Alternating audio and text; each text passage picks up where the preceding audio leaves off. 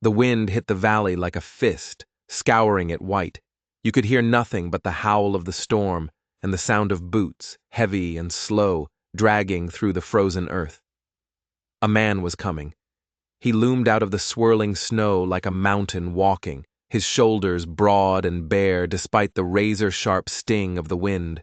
His hair was pale, almost white, the color of frost, and it whipped around a face carved with the deep lines of strength and 1,000 hard years. He was a ghost made of muscle and resolve, and in his arms he held a bundle. Inside the worn furs was a newborn girl. Her cries were so faint they were almost part of the wind, a tiny, desperate sound that rose and fell with the storm's fury. Every step the man took sank deep into the snow, leaving a gaping hole, as if the very land could feel the weight of his burden. His name was Chenoa, and he had faced down armed men in battle and storms that tore the sky in two. But nothing, absolutely nothing, had ever hollowed him out like this, watching his child starve in his arms. Through the white curtain of snow, a town appeared.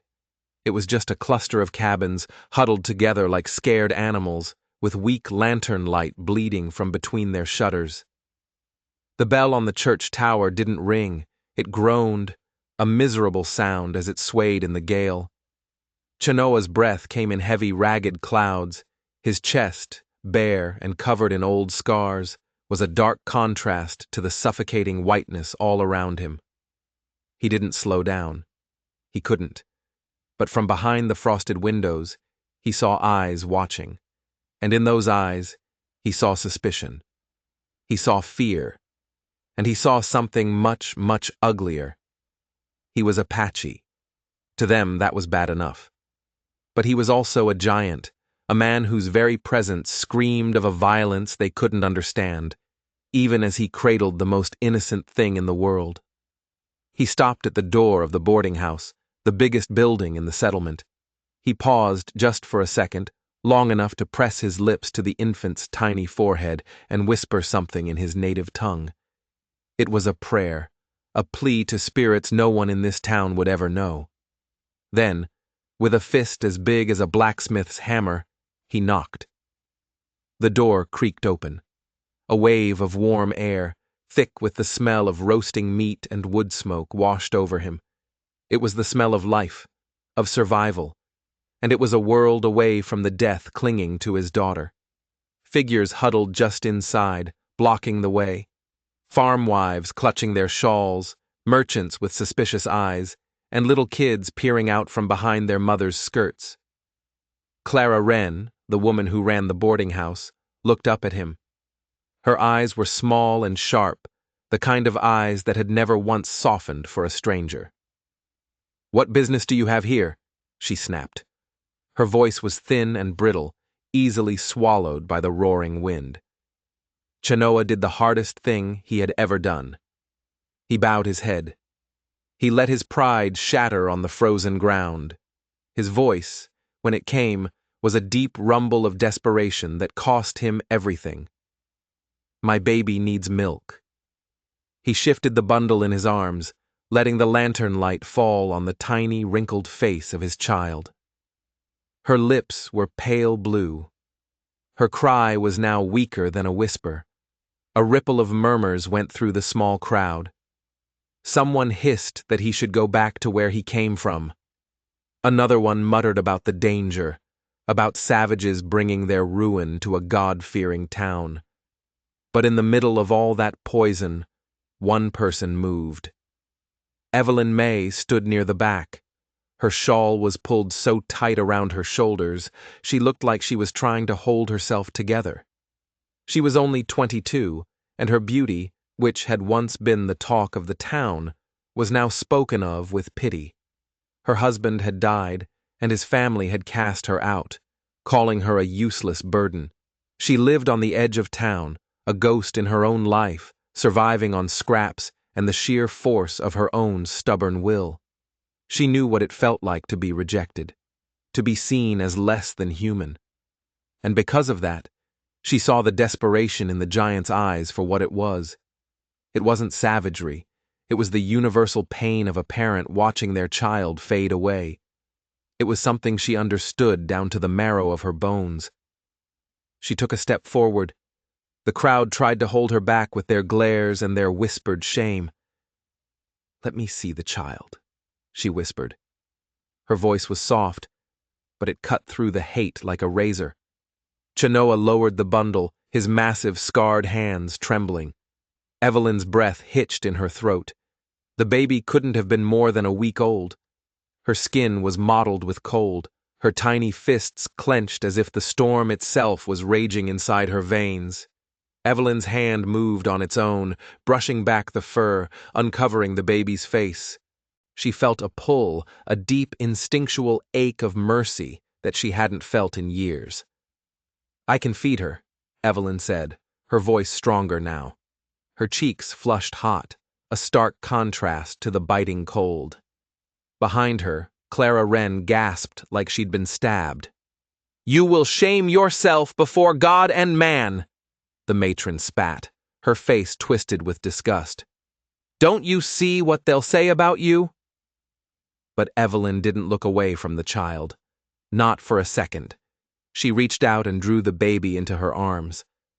The warmth of that tiny, fragile body was a shock against her chest, a searing brand of responsibility. Without another word, she turned and carried the child into the dim, fire-lit boarding house. The whispers rose to a hiss behind her, a cocktail of scandal and fear. Chenoa followed. His towering frame cast long, dancing shadows on the worn floorboards. The townspeople shrank away from him, parting like reeds in a river.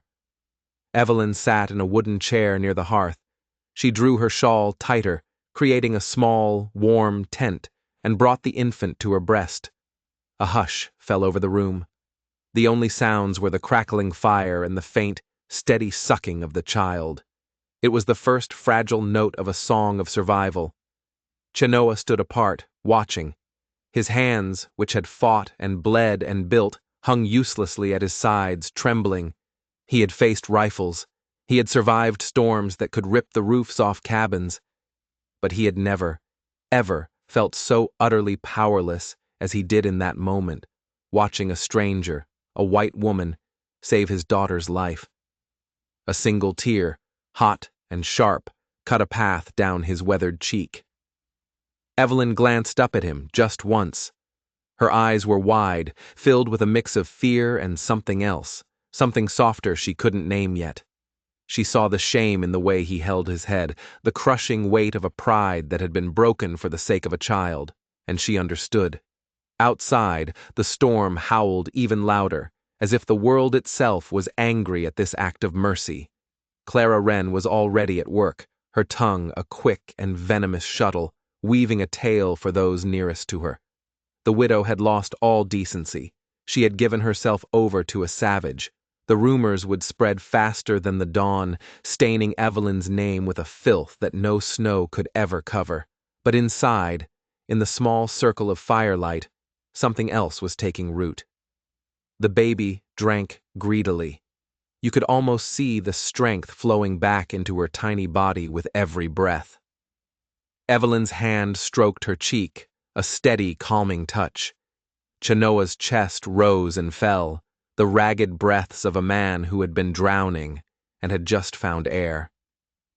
When the infant finally released a soft, milk-drunk sigh and fell into a peaceful sleep, Evelyn pressed a gentle kiss to her forehead. Then she lifted her eyes again, and her gaze met Chenoa's across the room. It was the first tether between them, a thread, impossibly fragile, spun from desperation on one side and mercy on the other. The baby stirred, and Evelyn whispered, mostly to herself, "She'll live now." The words weren't meant for anyone, but to Chenoa they sounded like a promise, a miracle he hadn't dared to hope for. The room was growing restless again, the judgment thickening in the air. Evelyn got to her feet, still cradling the child, and moved toward the door. "Come," she said softly, her eyes flicking toward him. "This fire is not for us. If you want her to stay safe, we'll keep her warm at my place." She opened the door, and the storm rushed in again. The crowd gasped. The murmurs of condemnation swelled like a filthy tide. Chenoa lingered for just a moment, towering over all of them, his jaw set like granite, his chest still bare to the wind. Then he turned his back on their hatred and followed her out into the blinding snow. The lantern light of the boarding house faded behind them. The path ahead was dark. The world was hostile. The town's judgment was already hardening into something that could never be undone. But between them, they carried the child, a life as fragile as a candle flame in a hurricane, and that small life was already binding them together, tighter than any vow. In the distance, a single window glowed faintly against the white expanse. It was Evelyn's cabin. As they trudged through the storm, side by side, neither of them speaking, the weight of what had just happened pressed down on them. The town would never forgive this. The storm would not relent. And somewhere, in the vast, roaring silence between them, the shame of one and the mercy of the other began to braid together. It was the start of a bond that could either save them both or utterly destroy them. The cabin was a small, dark shape crouched at the edge of the valley, half buried in snowdrifts. Its timbers groaned under the constant pressure of the winter. Evelyn, with the newborn pressed tight against her, had to shoulder the door open. The air inside was cold, the only warmth coming from the faint red glow of a single ember in the stove. But after the storm, it felt like paradise. She moved quickly, a woman of practiced survival. She tucked the baby into a makeshift cradle, an old apple basket lined with scraps of wool. The child stirred, her cheeks now flushed with the life-giving milk, her tiny lips still searching even in her sleep. Chenoa had to duck his head to get through the doorway. He was so tall he seemed to fill the entire cabin, his presence crowding the small space, though he made no sound and carried no weapon. He just stood there, silent, his bare chest streaked with melting snow, his pale hair dripping onto his shoulders. The faint firelight caught in the strands, making him look like something ancient, a figure carved from both shadow and frost. Evelyn's breath caught in her throat. She had invited him, yes. It had been an impulse, an act of defiance. But now, in the suffocating closeness of this tiny room, the sheer size of the risk she had taken crashed down on her. The town already thought she was a pariah. What would they think now? She pushed the fear down and busied herself. She struck a flint against steel, her hands trembling slightly, and coaxed the ember back to life. The stove hissed as it swallowed the kindling she fed it, and a warm glow began to spread across the rough wooden walls. The cabin revealed itself in pieces, shelves holding a few chipped plates, a quilt on the small bed that had been patched so many times you couldn't tell the original color, a floor scarred by years of lonely survival. It was a place of solitude, a place of shame. This was where she had been sent to be forgotten. Chenoa watched her. He didn't blink. His eyes were like dark pools, and she felt like he was drinking in every detail of the room, of her. She felt his gaze not as a threat, but as a weight, as if he wasn't just looking at her, but measuring her courage. To break the crushing silence and still the tremor in her hands, she spoke. "There's not much here," she said, her voice sounding small and fragile. She hated it. No more than scraps, but it's warmer than the street. He didn't reply. Instead, he turned and stepped back out into the raging storm, vanishing like a ghost into the white chaos. For a panicked moment, Evelyn's heart leaped. Had he left? Had she misunderstood? But a few moments later, he was back, his arms piled high with firewood he'd pulled from a drift stacked against the cabin wall. He set it down beside the stove without a word and crouched, carefully feeding the logs into the flames until the cabin began to breathe with real warmth. She studied him then, while he wasn't looking, the powerful curve of his shoulders, the network of scars etched across his back and chest. They were a map of a life she couldn't possibly imagine, a story written in violence and endurance. He must have felt her eyes on him, because he glanced up, and for a fleeting second, their gazes locked. She looked away quickly, a hot blush rising in her cheeks. Silence fell again, deeper this time. The only sounds were the crackle of the fire and the soft, rhythmic breathing of the sleeping infant.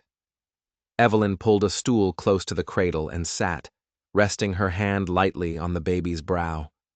The weight of the town's judgment pressed down on her ribs. She could already hear Clara Wren's sharp, vicious tongue spreading the story.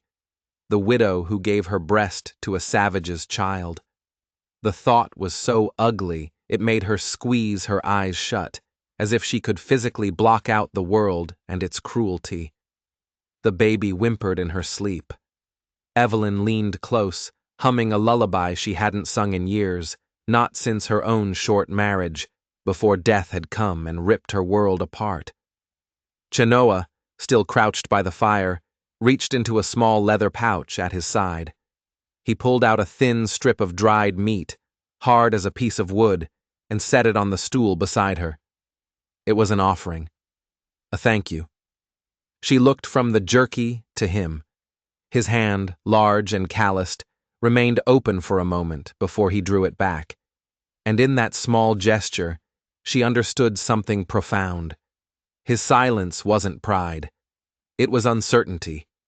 He was a man caught between his overwhelming gratitude and the deep, cutting shame of needing her help, of needing a stranger's mercy to save his own child. Hours crawled by. The storm was relentless, battering the small cabin, hissing against the shutters. The wind found every tiny crack in the walls and screamed through them. Evelyn got up and began stuffing the gaps with old rags, her fingers growing stiff with cold. Chenoa rose and wordlessly joined her, using a mixture of mud and straw from a bucket in the corner to seal the drafts with rough, efficient precision. They worked together in silence, a strange, unspoken partnership. For the first time in months, Evelyn didn't feel completely and utterly alone. When the cabin was finally sealed against the storm, they sat apart again, the warm stove crackling between them like a silent mediator. Evelyn stole glances at him. His head was bowed, his eyes closed. He looked like a man carrying not just his own exhaustion, but the exhaustion of his entire people, a sorrow that spanned centuries. She wondered what it must have felt like for him, a warrior, to walk into an enemy town and hand his daughter over to a stranger, to trust her life to another's care. That trust felt like a heavy weight on her heart. It was a burden, yes, but it was also a strange kind of honor, a feeling she hadn't known in a very long time. The baby stirred again, letting out a small, questioning whimper. Evelyn lifted her, cradling her close. "She's strong," she whispered, the words more for herself than for him. "She'll live." The sentence hung in the dim, warm air like a fragile vow they had both made. At last, Chenoa spoke. His voice was low and rough, like stones grinding together. "Her name is Ahiv." The syllables were foreign, rolling off his tongue like something ancient and sacred. Evelyn repeated the name softly. Ahiv. She tasted the strangeness of it, but felt its warmth. It was a beautiful name, a name that now bound the three of them together in a way the town would never, ever understand or forgive. The fire burned low as the night deepened. Evelyn's eyelids grew heavy, but she fought against the pull of sleep. The baby rested in her arms, her breath as soft and quiet as falling snow. She meant to put Ahiv back in her cradle, but her own strength was gone. Her head drooped, her arms went slack. Before she could drop the child, Chenoa was across the room in a single, silent movement. He gently lifted the baby from her arms. His motions were so careful, so reverent, his massive hands cradling the infant as if she were made of spun glass. Evelyn watched, startled, as he tucked Ahiv back into the basket, carefully covering her with the worn quilt. He glanced back at her, and for the first time, she saw something flicker in his eyes, beyond exhaustion and shame. It was gratitude, yes, but it was mingled with fear, as if receiving mercy was somehow harder for him to bear than starvation. The storm raged on outside, but inside the cabin the silence had deepened into something else, something almost tender. Evelyn leaned her head back against the wall, finally letting exhaustion claim her. But her mind wouldn't rest. Tomorrow the world would shift, the town would whisper, doors would close in her face, the merchants would refuse to sell her food. By taking in this man and his child, she had crossed a line. She had chosen a side, and there was no going back. The thought chilled her more than the storm ever could. She opened her eyes one last time and looked at Chenoa. He was sitting on the floor by the cradle, just watching the baby breathe, as if he could personally guard her from every shadow in the world. His pale hair glistened in the firelight. His chest was still bare, his scars stark and white against his dark skin. He looked like a man born of stone and storms, yet he had been completely undone by something so small it could barely fill the crook of his arm. Evelyn closed her eyes, clutching her shawl tight. She told herself she had done what anyone with a heart would have done. She had acted out of mercy. But deep down, another truth was stirring. This single act had bound her to them, not just for one night, but for whatever was to come. As sleep finally began to pull her under, a new sound cut through the howl of the storm. A knock. It was heavy and deliberate at her cabin door. Evelyn's eyes snapped open, her heart instantly hammering against her ribs. Chenoa was on his feet in a flash, his hand braced on the doorframe, every muscle in his body tensed and ready. The baby stirred, whimpering, sensing the sudden fear that was sucking all the air out of the room. Evelyn's voice was trapped in her throat. Outside, the storm seemed to go silent for a single, terrifying heartbeat. It was as if the entire world was holding its breath, waiting to see who was standing on the other side of that door. Morning crept over the town in dull shades of gray. The snow was still falling, a fine, sifting powder that covered everything in a fresh layer of white. Evelyn stood at her small window, her shawl wrapped tight around her, watching the street below. Smoke curled from chimneys. The sound of boots stamping frost off steps carried on the cold air. And voices, sharp bursts of gossip cut through the quiet. Her cabin, which had always been ignored at the very edge of the settlement, was now the center of attention, the eye of a storm of whispers. The hatred outside was colder than any blizzard. The word had spread like a plague. The widow. She took in an Apache giant. She nursed his child at her own breast. She could feel it the moment she stepped outside, a wall of silence where there should have been greetings. Women at the well turned their backs on her. Men glanced at her sideways, muttering into their collars. Children pointed, only to be snatched back by their mothers with harsh words. Every look, every turned shoulder was a whip, stripping away what little dignity she had left. But Evelyn kept her head high. She walked on, even though her stomach was churning with a sick dread. She carried a small basket. She had to barter for flour. Ahiv needed more than just her milk now. They needed food. They needed warmth. They needed to survive. Inside the mercantile, the air was thick with the smells of kerosene, leather, and chewing tobacco. Behind the counter, Jedediah Pike leaned on his elbows, his eyes glinting with a cruelty that went far beyond simple curiosity.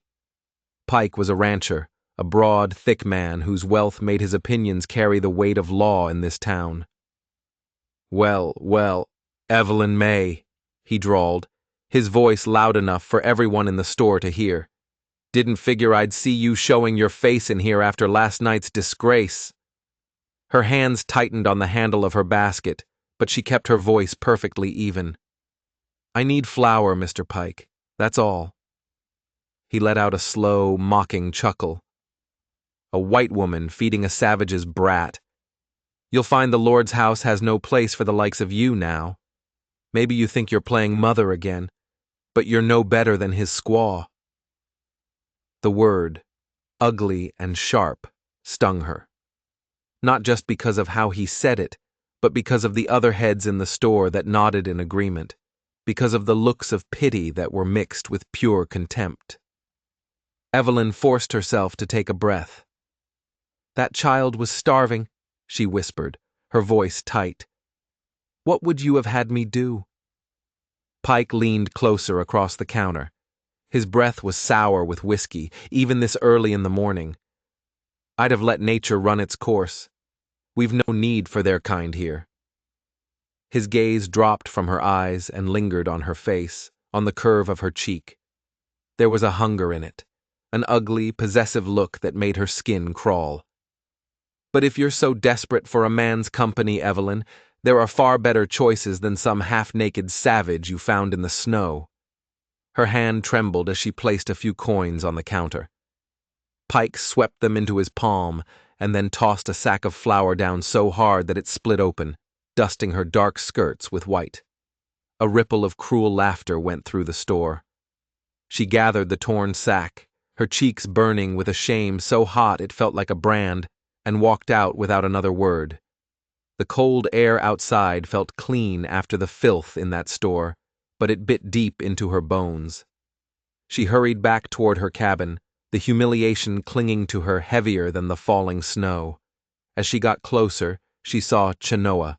He was kneeling by the woodpile, splitting logs with a steady, measured strength. Each swing of the axe was silent and determined, his breath coming in rhythmic clouds. She paused, watching him. He didn't look up, but she knew he was aware of her. It was as if her presence was something he could feel in the air around him. Inside the cabin, the baby started to cry. Evelyn rushed in, setting the ruined flour sack down. Ahiv's cheeks were red, her cries stronger than they had been before, a good sign. Evelyn lifted her, rocking her gently, whispering soft, soothing words. The baby quieted, her tiny fingers curling around the edge of Evelyn's shawl. That small, trusting grasp did more to steady Evelyn's heart than any prayer ever had. Chenoa came inside, shaking the snow from his pale hair.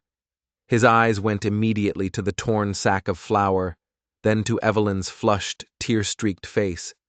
He didn't say anything, but the muscle in his jaw tightened. That was enough. Evelyn lowered her gaze, suddenly ashamed. Not of her choice, but of the vile ridicule she had just endured because of it. She wanted to tell him what Pike had said, but the words wouldn't come. The days began to bleed into one another. The storm outside was relentless, but the storm of gossip in town was even worse. Clara Wren's tongue worked faster than the wind, weaving stories of sin and scandal. They said Evelyn was sharing her bed with the Apache, that she had thrown away her husband's memory and the last shreds of her decency. No one would sell her candles. No one would sell her salt. Children were forbidden from even walking on the path that led to her door. Hunger, a familiar enemy, began to sharpen its claws again. But inside the small cabin, a new rhythm was growing. A quiet life was taking shape. Chenoa would rise before dawn and disappear into the forest, hunting. He'd return with a rabbit or two, and sometimes with nothing but frostbitten hands and a grim set to his jaw. Evelyn would mend their clothes, using thread pulled from old garments. She cooked thin stews that were more water than meat. She kept the fire alive. They hardly ever spoke, but their actions became a language of their own. His hand steadying her when she slipped on the ice, her touch lingering for just a moment longer than necessary when she bandaged his cracked, bleeding skin. And the baby, Ahiv, thrived. Her weak cries were replaced by gurgles and, eventually, laughter. Her very presence was knitting them together with quiet, invisible threads that neither of them dared to name out loud. One evening, Evelyn found herself laughing softly as Ahiv let out a tiny sneeze and then looked around, wide-eyed and indignant, as if personally offended by the sound. Chenoa looked up from the cradle where he was fixing a loose slat, and for the first time, Evelyn saw a flicker of genuine warmth in his stoic expression. It was gone in an instant, but it left her breathless. Still, the shadows were pressing in. Pike's threats were getting louder, more direct. He cornered her again by the well, his voice low and venomous. "You think you're safe out there with him? That child is just an excuse. The folks in this town won't forgive you, Evelyn. Sooner or later the sheriff will have to do something, or I will." His hand brushed her arm, rough and unwelcome. She jerked away, but his greasy smirk followed her all the way home. That night, Evelyn sat by the stove, the baby asleep in her lap. Chenoa was working by lantern light, mending the leg of a broken chair. She wanted to tell him everything, about the threats, about the fear that coiled in her stomach every time she saw Pike, about the disgusting way his eyes had lingered on her, but to say the words would be to make it all real, to invite that ugliness into their small sanctuary. Instead, she whispered, "They'll never let me forget what I did." Chenoa's hands stilled. He looked at her, his gaze deep and unreadable in the dim light. "They never let me forget either." The words were heavy with a sorrow so old it seemed to shake the very walls of the cabin. Evelyn lowered her eyes, her heart pounding. She understood then.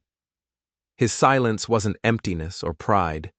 It was a shield, a fortress he had built around himself after years and years of scorn. And in that moment of understanding, she felt a little less alone. The baby stirred, her small cry piercing the quiet. Evelyn lifted her, soothing her back to sleep. When she looked up again, Chenoa's gaze had softened, though his face remained as stern as ever. A fragile bridge had formed between them, unspoken but undeniable.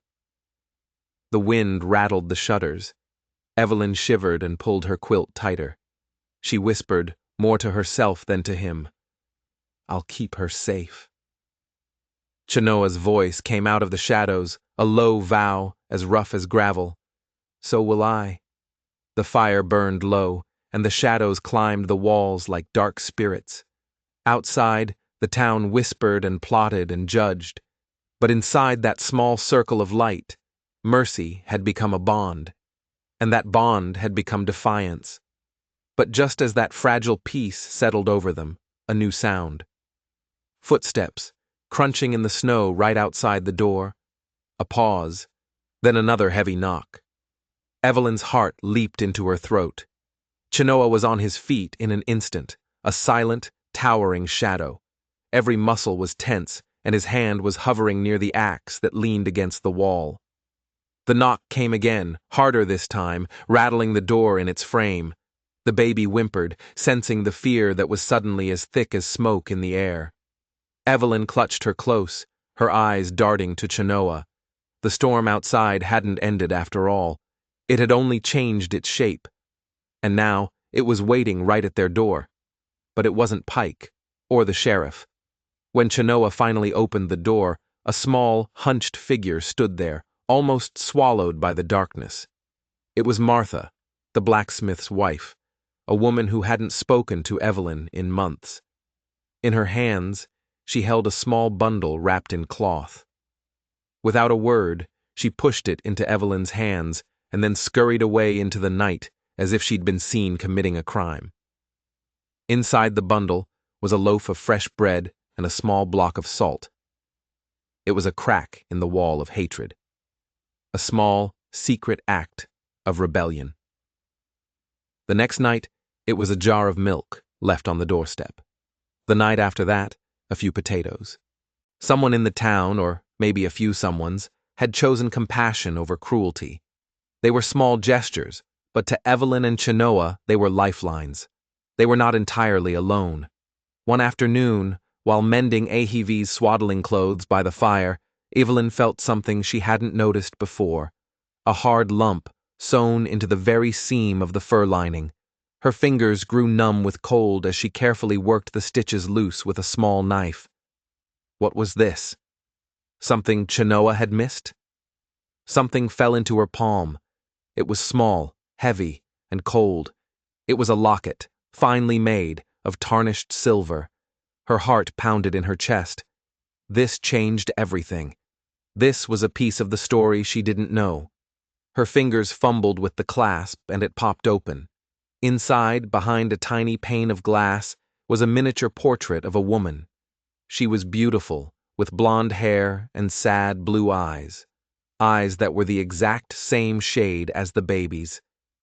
This was Ahiv's mother. Evelyn's breath hitched. There was something else inside. Tucked behind the portrait was a tiny, folded piece of paper.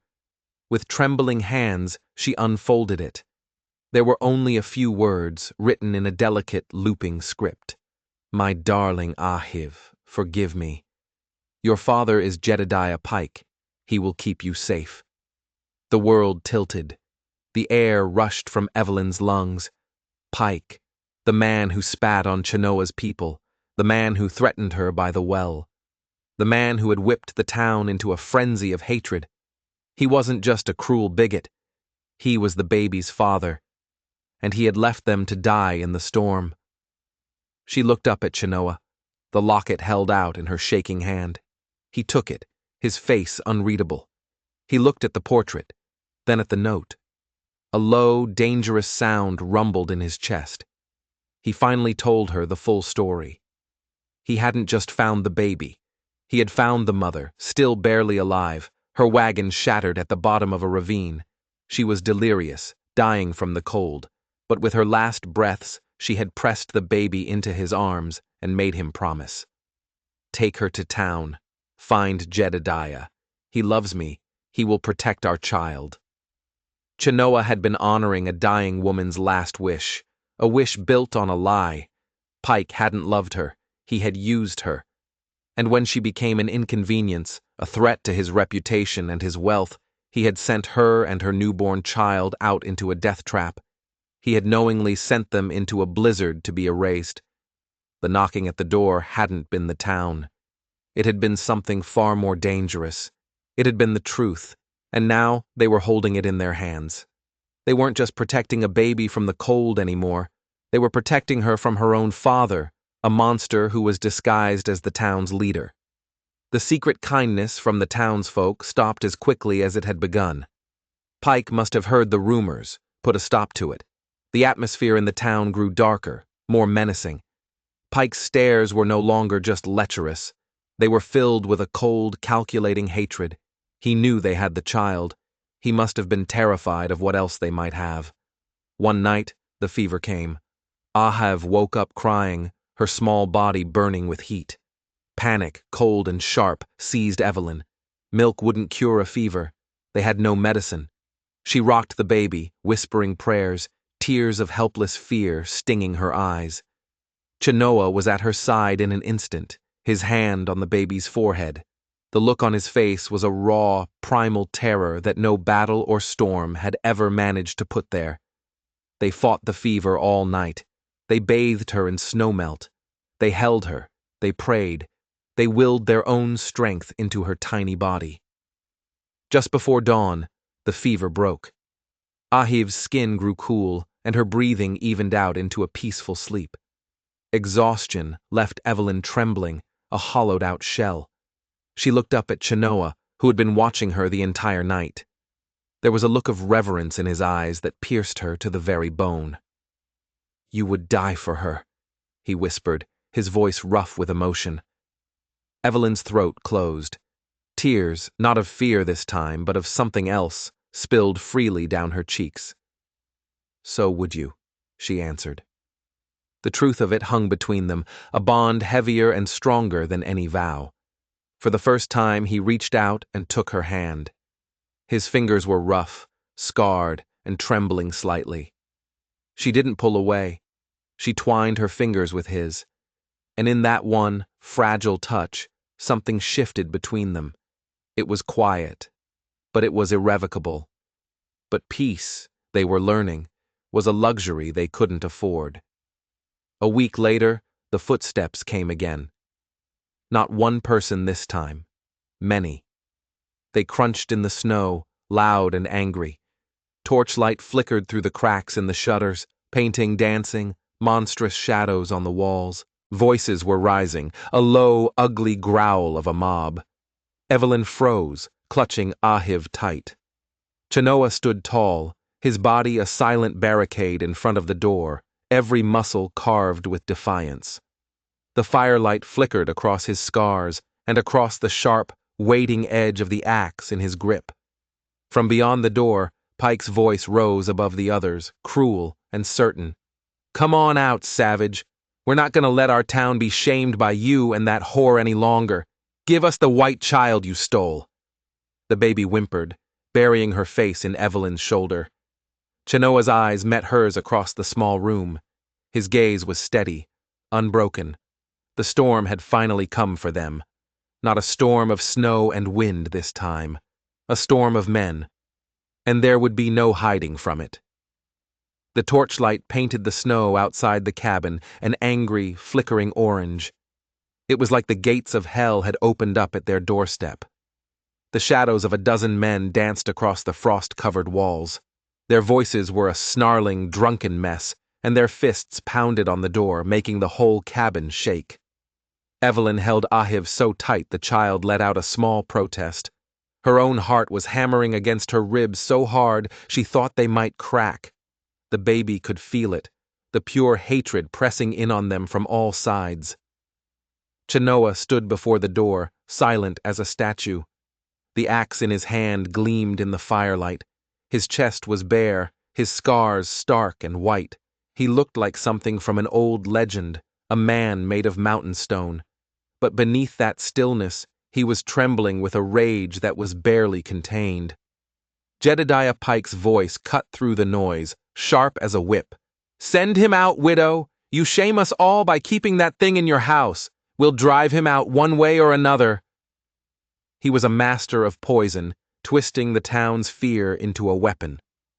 The other men roared their agreement, their voices rippling through the night like dry grass catching fire. Evelyn's breath was caught in her throat. Her courage was a tiny, sputtering candle in a hurricane. She pressed a kiss to the baby's forehead, whispering a silent promise that no harm would ever touch her.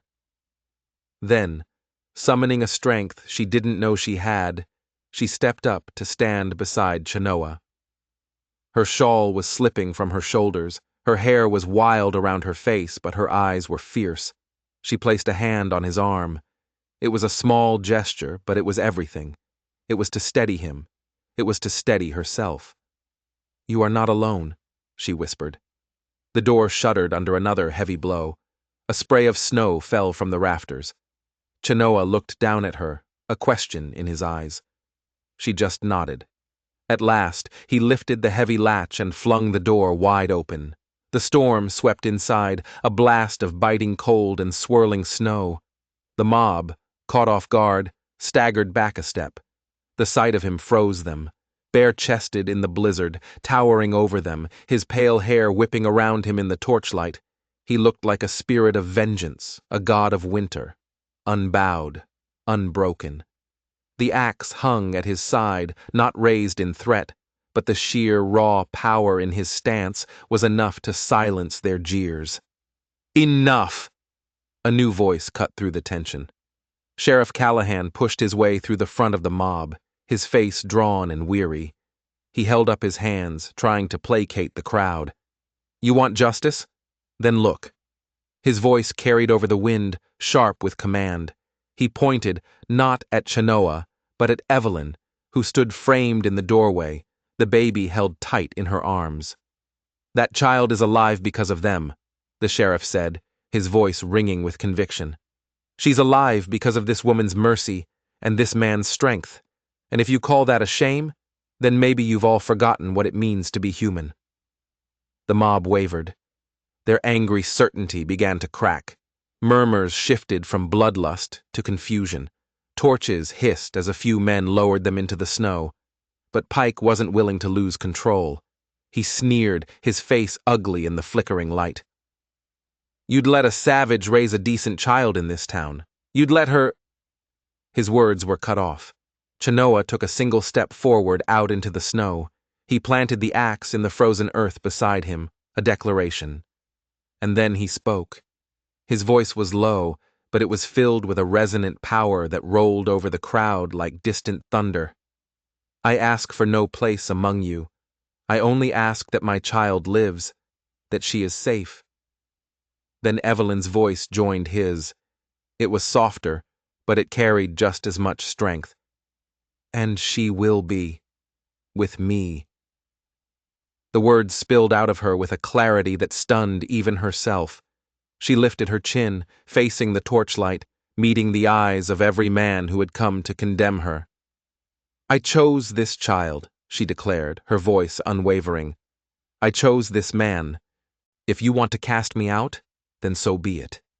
But I will not turn my back on them. Not now. Not ever. The silence that followed was louder than any shout they had made. The baby stirred, whimpering, and Evelyn pressed her closer, her own heartbeat finally steady and strong. Sheriff Callahan's gaze softened. He stepped nearer, lowering the rifle he had slung over his shoulder. Then let that be the end of it, he said quietly, but loud enough for all to hear. This family has as much right to live in peace as any of us. Something broke in the crowd then. Shame. A few men turned away, unable to meet her gaze. Others muttered curses, but the fire of their anger was gone. One by one, torches were dropped into the snow, hissing out until only Pike was left, his face a mask of pure, burning hatred. But even he could see he had lost. He spit into the snow, a final, useless act of contempt, and then stalked back into the darkness, his threats swallowed by the wind. The mob dissolved, melting back into the night, leaving only the quiet hush of falling snow and the warm, defiant glow of the cabin behind them. Evelyn's strength finally gave out. She sank to her knees in the snow, tears of relief and exhaustion spilling freely down her cheeks. Chenoa was there in an instant, kneeling beside her, his large hand resting on her shoulder, steady and warm. She looked up at him, her eyes searching his face, and she saw it. Not just gratitude. Something deeper. Something that had been buried under years of pain and loss. That had been awakened by fire and fear and mercy. He helped her to her feet, and together they went back inside, closing the door on the world. Days later, under a pale, watery winter sun, Sheriff Callahan came to their door again. This time, he came alone, and not with a warning, but with a quiet purpose. The cabin was peaceful. Ahive was cooing softly in Evelyn's arms. Chenoa stood beside them, a silent, solid presence. Callahan took off his hat, twisting the brim in his hands. There's no priest left in this town, he said gently, but there's still the law. If it's your wish, I can bind your names together. Husband and wife, a family, under the eyes of God and the state. Evelyn's breath caught in her throat. For a dizzying moment, she was afraid to answer, but then she turned and looked at Chenoa. His eyes met hers, and in their depths, she saw a certainty that was as solid as the earth beneath their feet. The silence between them held more promise than 1,000 flowery words ever could. She nodded once. He inclined his head in return. And so, with the snow drifting down around them like a benediction, and the fire inside the cabin crackling as their only witness, the sheriff spoke the simple, powerful words. When he was done, Evelyn lifted her face to Chenoa, her cheeks wet with tears she didn't try to hide. He reached out and took her hand. His touch was rough and scarred, but it was the steadiest thing she had ever felt. She didn't let go. Between them the child stirred, small and perfect and alive, a tiny flame of hope against the vast, cold winter. For the first time since her husband had died, since she had been cast out, Evelyn felt not shame, but dignity, not loneliness, but belonging. The smoke from their chimney curled up into the pale sky, a quiet signal to the world that something new had begun. The whispers in town would linger. The judgment wouldn't vanish overnight. But within the four walls of that small, battered cabin, a family had been born. Not from blood, but from hunger.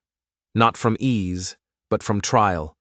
A family forged in the fire of a world that had refused them, built on the simple, radical act of one person showing mercy to another. That night, as Evelyn rocked Ahiv to sleep, Chenoa sat beside her. Their shoulders barely touched. No words were needed.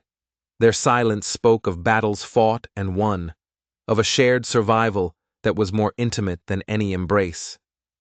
This was a love that wasn't born of pretty promises under a summer moon, but of the raw courage to stand together in front of torches and refuse to break. Sometimes, a family isn't something you are born into. It is something you build. It is a choice you make, in the darkest of nights, to be the flicker of light for someone else.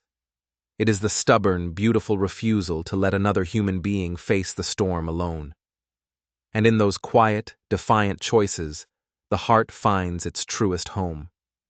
If you were moved by this story of courage and compassion, don't forget to like and subscribe. You never know what hidden truths you might find in the next one.